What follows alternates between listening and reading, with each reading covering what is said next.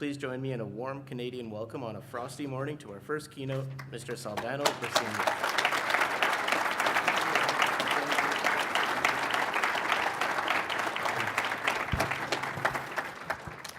Thank you and good morning. It's always very flattering to hear someone say the good things about you, and I'm glad they didn't get a hold of the bad part about me that we all have. I'm very, very pleased to be here with you today. It's really an honor and a privilege for me because at the international level, we always look for these kinds of experiences to learn from you, to learn from what is being done at the ground level, at the field level, as we call it. And it has been a real privilege to learn from many places around the world, experiences like the one that you represent. You will forgive me a bit for my English because although it sounds a bit good, I really don't master it very much. I am a Spanish-speaking mother tongue, and I've been working in French culture most of my life, so my English sometimes suffers a little. But I do come originally from Venezuela. I have been out of my country for now more than 30 years, but I do remember very much one of the experiences that links Alberta with Venezuela is the oil industry. When Petro-Canada was being founded in the 70s, most of you are very young to remember that, but in the early 70s, when the oil shock around the world, Canada and Venezuela at the same time decided to create their own oil companies. Until then, it was the famous Seven Sisters, the American seven and British and Dutch companies that ruled the oil industry in the world. And Canada and Venezuela were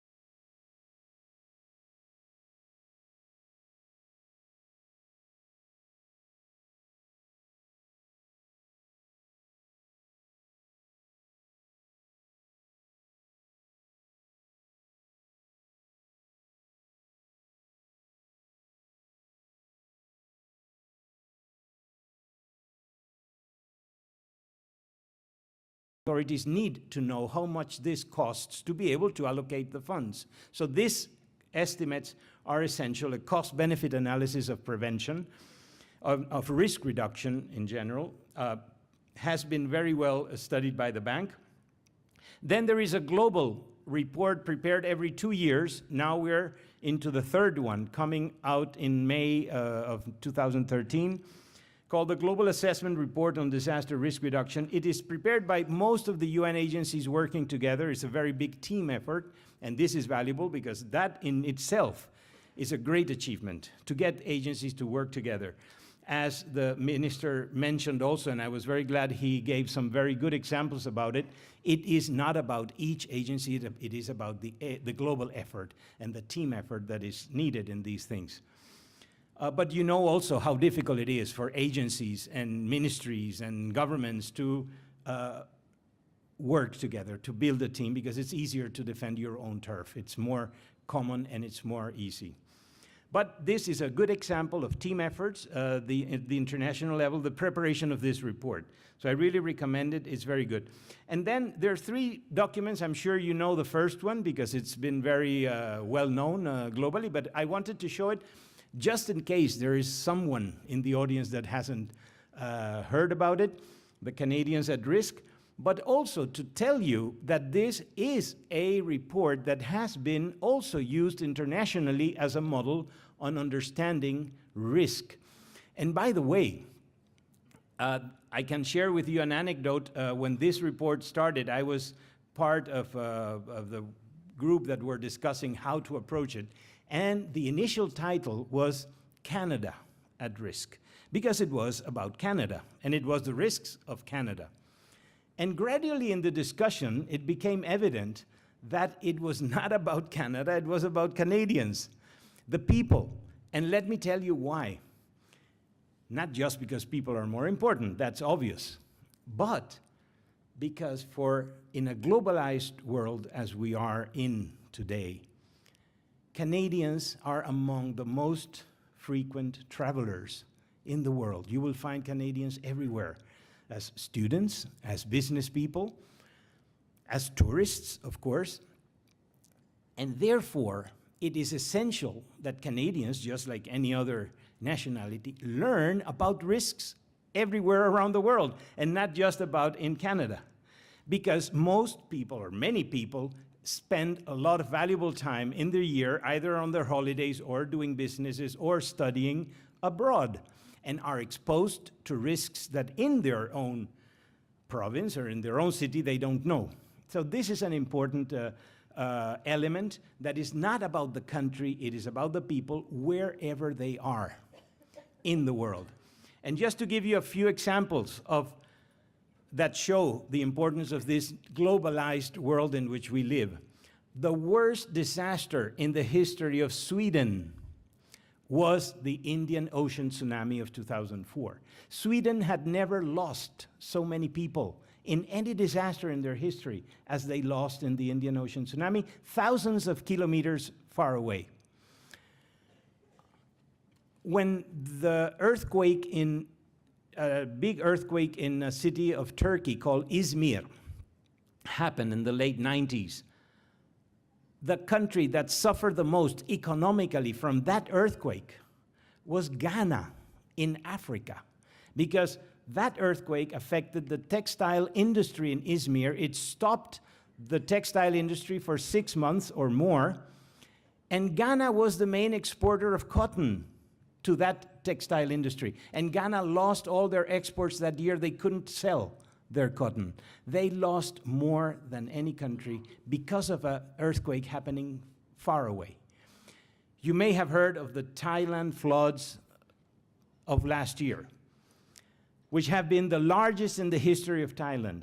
The country most affected after Thailand, Japan, because most of the parts for automobiles, for cars in Japan were built in that area that was flooded in Thailand. And Japan car industry suffered a great deal because of that. So I'm just telling you some examples and these are many, I could go for on and on, of how disasters nowadays have a global impact and they are affecting globally, and that's why it requires a global response. Two other important publications, Disaster Resilience, a National Imperative, just came out in the United States. I very much recommend you to look at it. It is an excellent team effort. It was prepared by the National Academy of Sciences of the United States, and it is a very good example of where and how policy, public policy, should focus its attention, which is building resilience. And then if you want to learn even more, there is a very good handbook. It's the most comprehensive publication, also came out this year. The Routledge Handbook on Hazard and Disaster Risk Reduction is the most comprehensive publication on the topic. Now, very quickly about the international experience. By the way, I put a lot of information in my slides just for you, for those of you who are interested, to keep it and to have it. But I'm not going to read all of this, of course. Just to let you know, in this slide, there's the history of the topic. It started from the late 80s, when the governments were already very concerned about disasters growing around the world, and they asked the United Nations to dedicate efforts and work to the topic. And a decade was dedicated to this topic. It was called you can see the shift in the concept. The decade in that time was called International Decade on Natural Disaster Reduction.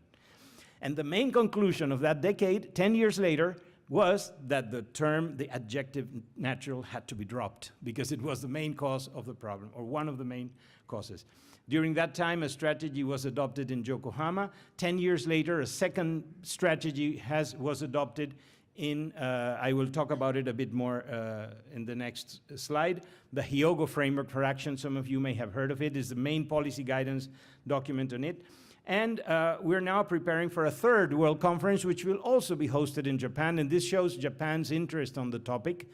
Needless to say, the big tsunami of last year immediately prompted them to offer to host again the third World Conference. They don't allow any other country to host a World Conference on this because for them it's so essential, so important.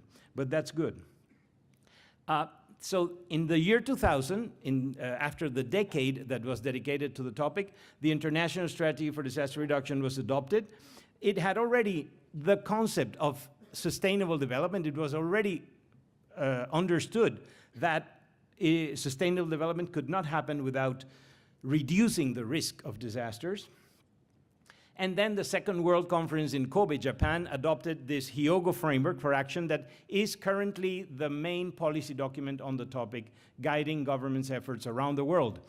Now, one key thing to say about this is that by historic coincidence, and this was incredibly something that nobody could have planned, 2 weeks before this conference that had been prepared for 2 years. It takes 2 years to prepare a world conference where all governments participate. And 2 weeks before the conference, the Indian Ocean tsunami struck. And this made the entire difference. Governments could not believe people would come to us to congratulate us for putting together such a conference in such little time. They didn't have an idea that this was something that had been prepared already and that we were going to have anyways. Canada sent 3 ministers. Sweden had also 3 ministers. Many countries sent several ministers because they didn't know which ministry should deal with this big impact, because it was a big impact for many countries. And unfortunately, thanks to the tsunami, governments agreed to adopt this very important policy document that if it would not have been for the tsunami, it would have been much more difficult to adopt. You can imagine how difficult it is for governments of such diverse nature to agree on adopting something that will make them do things and that has a lot of costs involved. So this was a unique opportunity, and that's why it is so valuable. There are 3 main goals of the Hyogo Framework, which is integrating risk reduction into development, sustainable development policies. It is about developing and strengthening institutions to build resilience, the focus on building resilience. And it is also, and this is important for you, the systematic incorporation of risk reduction approaches into the implementation of emergency preparedness, response, and recovery programs. Because you are the ones you are the ones who represent the sector that is more sensitive and more aware and more interested in the topic. As I said, most people, most other sectors are not simply aware, do not understand, and they have traditionally been told to simply rely on the emergency managers, because if something happens, they'll come and help you. And this reliance has made people simply sit back and adopt a passive attitude, which is what we now need to change. So your role has now been expanded, or is being gradually expanded, to dedicate more time, more substantive efforts when there is no emergency, to build this resilience awareness in people's minds. There's a beautiful example of the fire department in Brisbane in Queensland, Australia. This was 40 years ago. They were one of the pioneers in this. They realized, the manager, they had the fire manager in that time, that they had spent most of the time in the year just waiting for the fires to happen and not really doing much more. And they shifted to dedicate most of their time to going around house by house in the city and the schools and the private businesses and everywhere to check whether the materials, the building materials, and all the preparation, all the systems were in place to reduce the risk and to raise awareness of people when they bought a house, when they built anything, to be aware which materials they were using. And this changed drastically the whole process in Australia, and later on it influenced other countries, because then most of the time of emergency managers, firemen, were dedicated to prevention. And they made the estimate at the end of 1 year that only 10% of their time was dedicated to the emergency, because there were only 10% time where there were fires. So 90% of their time was dedicated to building awareness, to raising awareness, to developing prevention, mitigation, and preparedness programs in the towns and the cities that they were responsible for.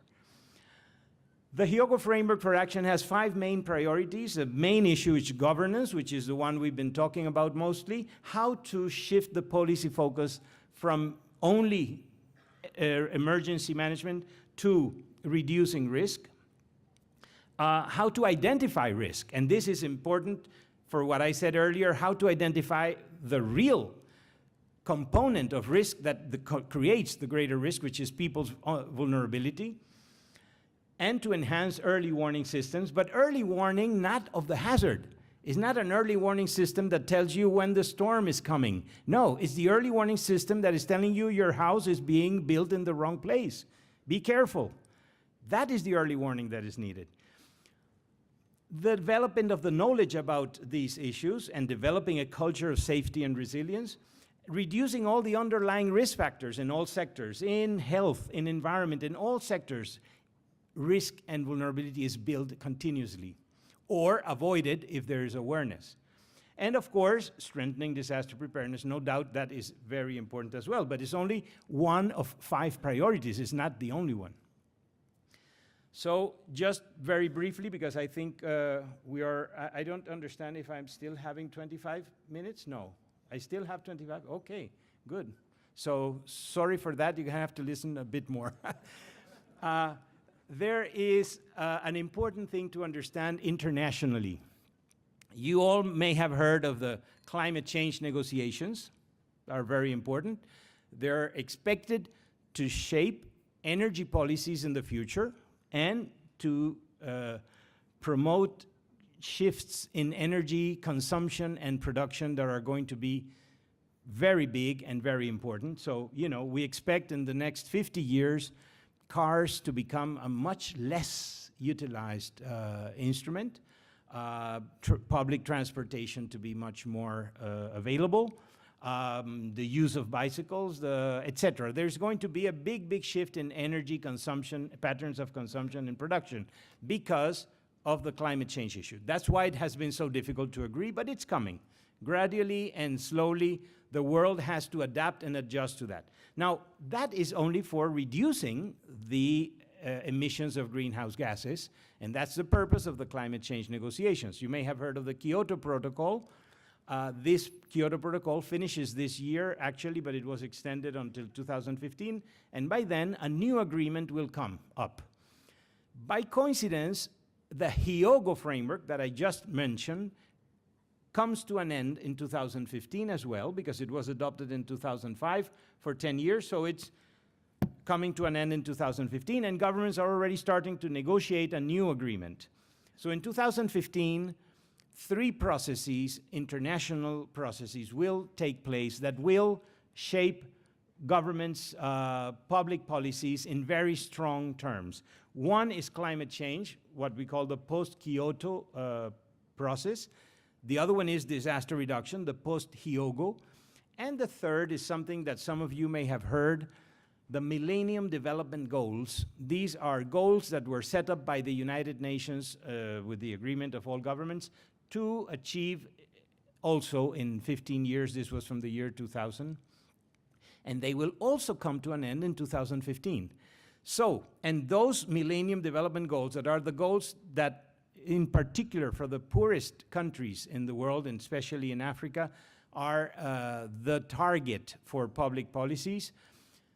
They now include reducing risk of disasters, or they will include reducing risk as one of the main goals. So by 2015, at the international level, 3 major processes are going to take place, and that's why it is so critical and so important that the messages that can be developed come across in the same way, that there is a consistent and integrated approach in passing on the same messages for governments to develop this in a consistent way. So we're looking forward to that. There's a number of meetings that are being prepared. This slide shows a little bit the process. But by 2015, we're looking forward to a very different situation. And needless to say, if we continue to have these big disasters like Sandy, like the tsunami, like all the things that have happened and that are happening more and more frequently, we can expect some important changes in the in that time in 2015. Oops. But there's still, of course, the challenges that are identified that go beyond what the Hyogo framework adopted. First is the risk governance institutions. We definitely need, and in particular at the community level, greater capacity to build resilience. It is at that level that it is understood that is more effective and more efficient management of risk is at the community level. You may have heard, some of you, of a important author that just passed away a few months ago, Mrs. Elinor Ostrom. She was an economics Nobel Prize many years ago, and her research throughout her entire academic life was dedicated to assessing the effectiveness of public policies related with environment and natural resources, including natural hazards. And she came up with this very important conclusion that it is at the community level, at the local level, that is more effective, more efficient to manage the resources. Now, this goes a little bit against the traditional approaches in emergency management, which call rather for a more centralized approach, which is understandable because in the moment of a disaster, you need centralized approaches to coordinate better, to be more effective in using the resources, to make decisions faster. The problem is that when it comes to building resilience, to building preventive, mitigating and preparedness actions, it is at the community level. It is rather an effort to be scattered, in quotes, scattered in positive terms, to be distributed to the local and community levels, rather than concentrating it at a central level. So this issue of governance is a key issue. Then, of course, it is important that climate change recognizes the need to reduce risk of hazards in adaptation to climate change, and this is still not there. Governments have identified, but they still have not put it as the first thing to do, which is what needs to be done. The first thing that all governments need to do, all societies, is reducing risk of hazards to adapt to climate change, and especially to the extreme events that are expected. So these are some of the things that are still pending, the inclusion in the Millennium Development Goals, etc. Needless to say, the most important element of awareness is raising awareness about building safety. People need to be aware when they buy a house, when they build a house, when they go into an office, when they send their children to schools, whether these buildings are well built or not. I can bet anything that most of us here never have thought of that. Going into a building, now we have had very good advice from Andrew where the security safety issues are for in case of an emergency, but we need to turn that into advice on a regular basis for people when they buy their houses, when they build a house, when they send the children to school. Of course, this is not so relevant maybe in Canada because here buildings are better built. This is much more relevant in many other countries where poverty does not allow to build better. But if populations are made aware, I can tell you people will simply be more reactive, will be better, will be ready to check if these things, if they know about it's just the same thing that has happened in health prevention. We all are aware that by developing healthy lifestyles, we reduce the risk of getting ill in many cases. We know that doing exercise, that eating better, etc., reduces the risk of catching diseases or getting ill. The same thing has to be translated into your homes. We need to develop this concept of healthy homes, of healthy buildings, healthy constructions. This is the idea. It's not about trying to avoid an earthquake. When you do exercise, if you go to the gym or you simply do exercise, you're not thinking that you're avoiding a heart attack by doing that. Of course you are also, but the interest is in living a healthy lifestyle. So you focus on being healthy and having a healthy lifestyle, which in turn will make you be better prepared for any disease or any other accident of health. The same thing we need to develop for building houses. It's developing this concept of being aware of what buildings need to be healthy. And this needs, by the way, a great leadership from public authorities. I was very pleased to hear the minister so aware of this issue, and it is clear that he is an educator from what he said and the way he said it. That was very valuable, and that's what we need, leaders that understand more education and awareness raising. So in their talks, they can help raise this awareness. This is another important shift in behavior because political leaders worldwide in general are just interested in their 4 or 5 years term, and this is unfortunately human nature and difficult to change. And you cannot change cultures in 4 or 5 years. These are efforts and investments that require 10, 20 years, it's several generations. Just as children are now much more aware of environmental issues that we were when we were kids, we need to build the same awareness about risk reduction and risk management for the future generations. And that requires high-level authorities developing greater leadership capacities. Needless to say that this has a very strong ethical perspective because it is also about accountability and transparency because behind all the poorly built buildings, there is the element of corruption, and this is clear in all earthquakes. When you identify the buildings that have fallen, you can see immediately that the building that fell was standing next to another one that didn't fall because it was well built. And the one that fell was not well built, which means that if you increase awareness on this, people will be more demanding and more interested in checking and demanding their authorities to be more transparent and more accountable for authorizing these buildings. I think we're going to stop soon so that we can have more time to discuss. There are things that you may want me to explain more, so I won't go for too long. But simply to say, can we make our cities and communities safer? Of course, the answer is yes. Some people believed, as I said, that disasters are acts of their God and therefore unavoidable.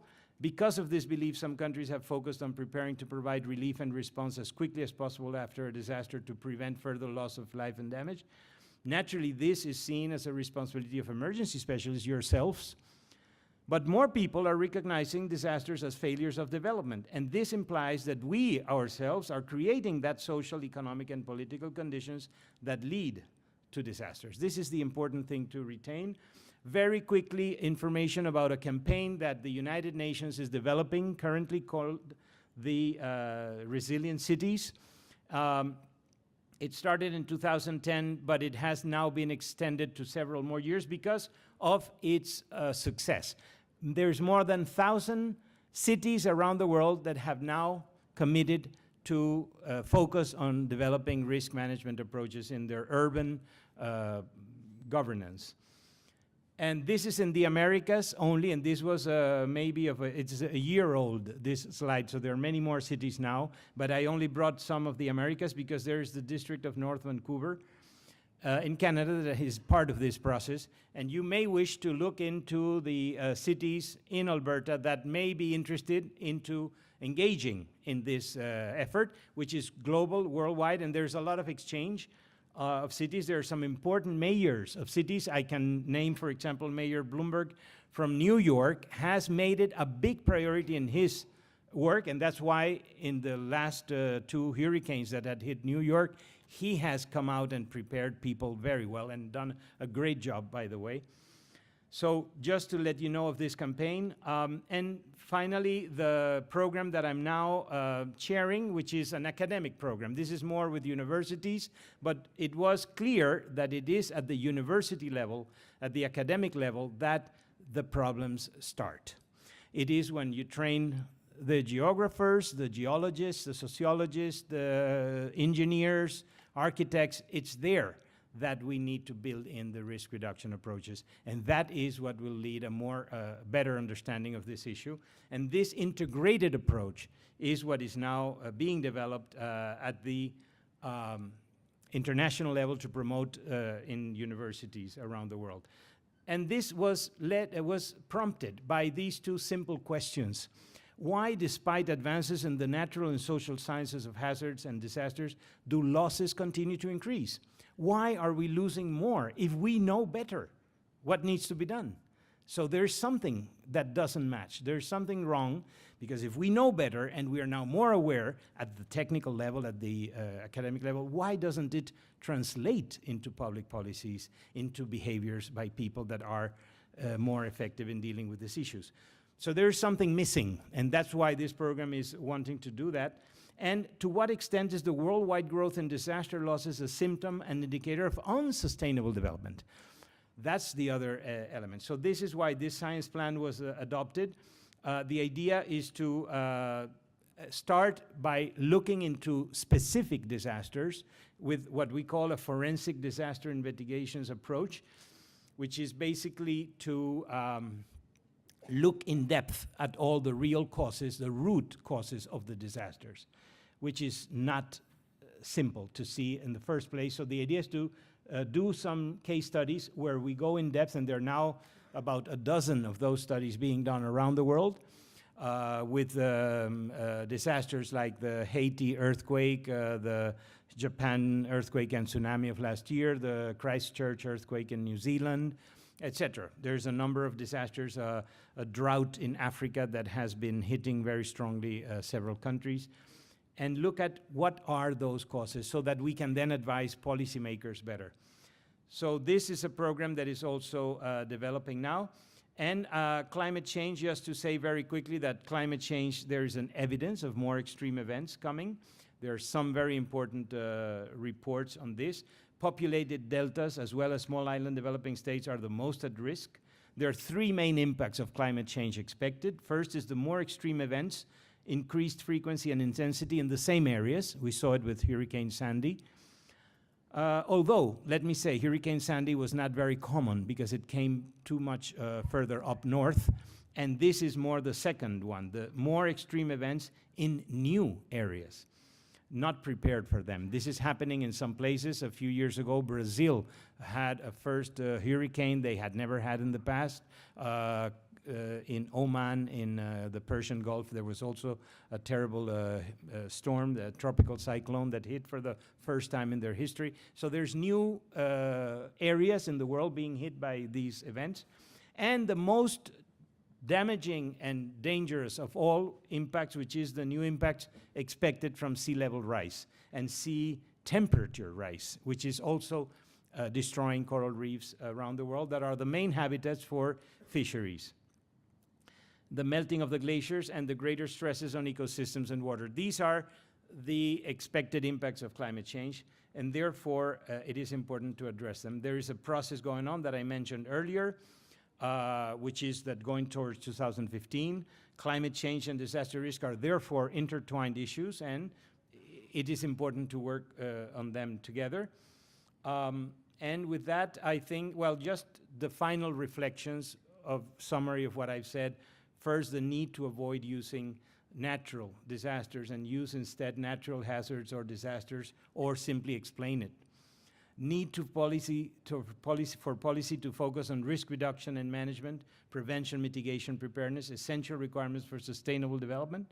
It is of particular interest to private sector that is being very severely hit by disasters, and to ensure business continuity. The comparison with health prevention, as I mentioned, with a focus on safe or healthy homes, healthy offices, healthy schools, and infrastructure, rather than only on the hazards or the emergency. And the common objective of disaster reduction and climate change adaptation policies to urgently reduce risk and vulnerability, and to start with reducing risk to current climate variability, because a big heat wave or a cold wave or drought or floods are seen now mostly as regular events and not necessarily due to climate change. The issue is that if we prepare better for them, we will be better prepared for climate change in the future as well. So there's no need to wait. So thank you very much. I think we can now dedicate some time to discussion. I hope it wasn't too boring, and I leave some good websites for you to check if you're interested, and I'm also available for responding more questions. Thank you.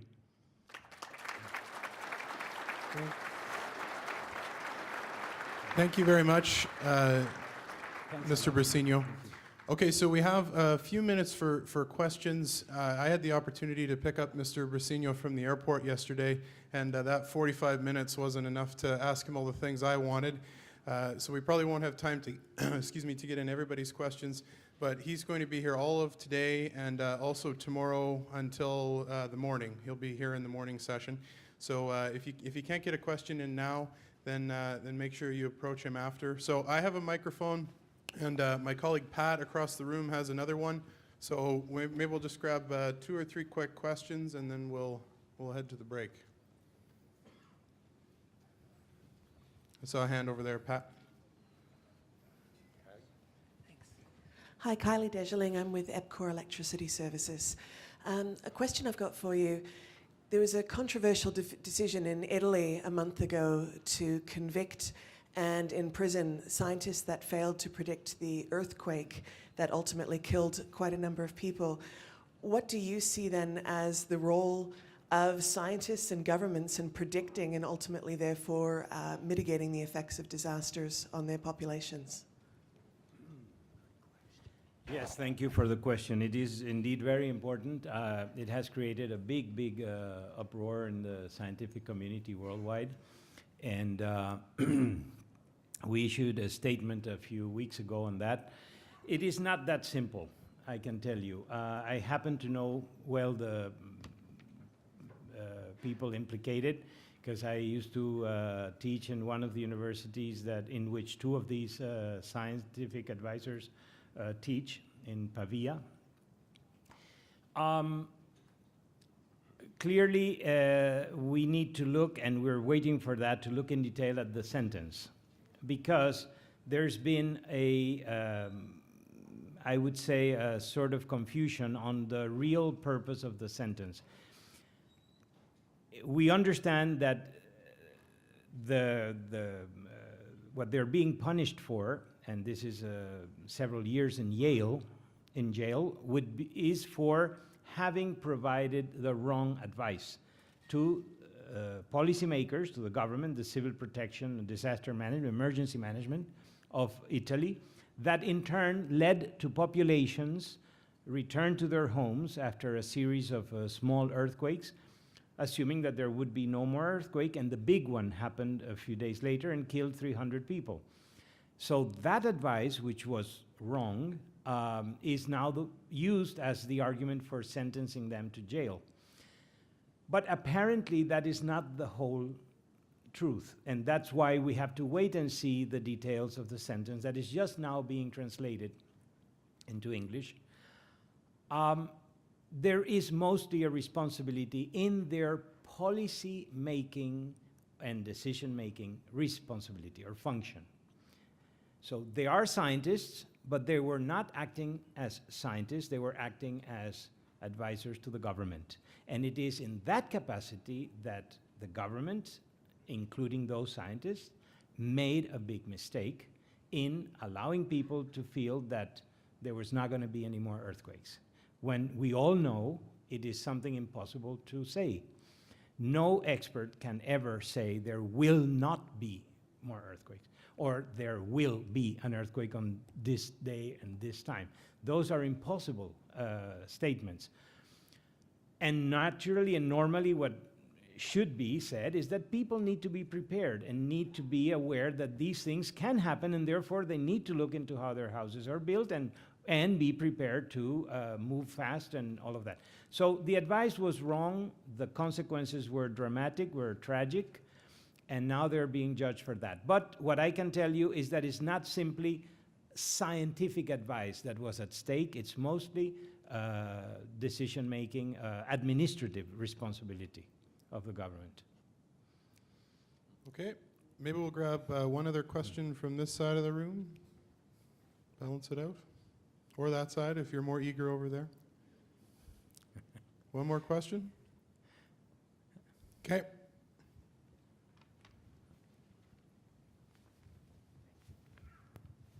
Thank you, Sálvano, for a great presentation.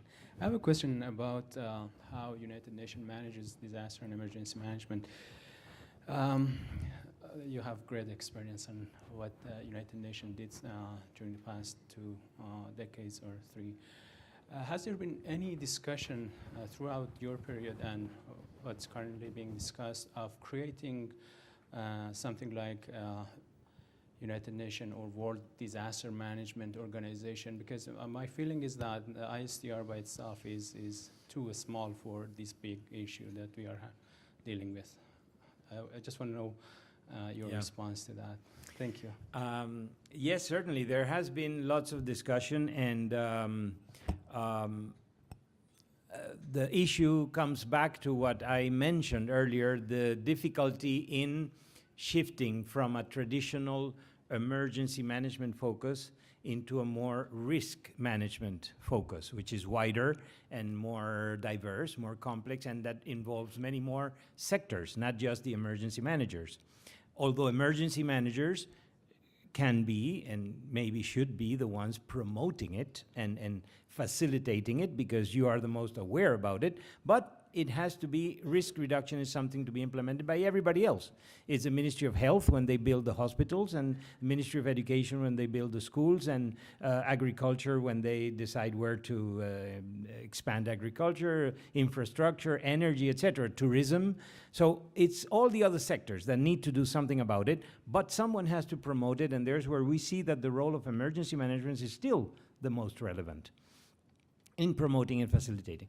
But when you take that at the international level, there are added problems. There are additional complications that make it more difficult. There is what you know very well is called the humanitarian sector. Humanitarian sector is the one that, although it was started in the 19th century by famous Swiss Henri Dunant, when he created the Red Cross, and the Red Cross has been the symbol of humanitarian work globally. But the humanitarian work has led to big business.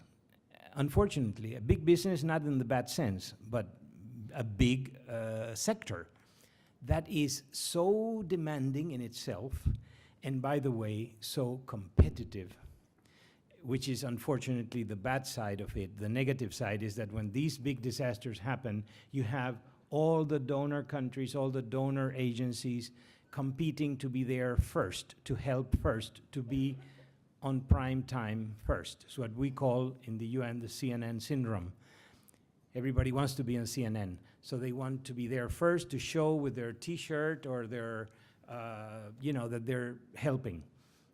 Very good intention, very valuable, very much needed, but unfortunately, sometimes not very effective. And this has created a big problem because it does give humanitarian actors a great visibility. By the way, similar to what happens to you at the local level as emergency managers. You know that when you are responding to a disaster, you are on prime time. You are as visible as you can get. And everybody's watching. And this means a lot, because that is when governments, public authorities at all levels can show whether they're doing good work or not. So most people are interested, and this happens at the international level, more interested in putting resources to respond to the disasters. And very few are interested in investing in prevention because that doesn't sell. You don't go on CNN when you build a school well built. But if the school falls on the head of the children and kills the children, you are on prime time immediately. Therefore, this at the international level means that there is more interest in keeping that well protected and the resources going into there. And by the way, it is the sector in the United Nations the richest and the most resourceful. There is a lot of money for humanitarian work, so much that it is not utilized always every year. And there's where programs like mine used to benefit, because we used to get contributions only when at the end of the year there had been no big disasters and there was money left, then they would give money for disaster reduction. So you can see the situation. 99% of the international resources for humanitarian work, 99, are allocated for responding to emergencies. There is just 1% of budgets dedicated to disaster risk reduction. So this is the reality of the world.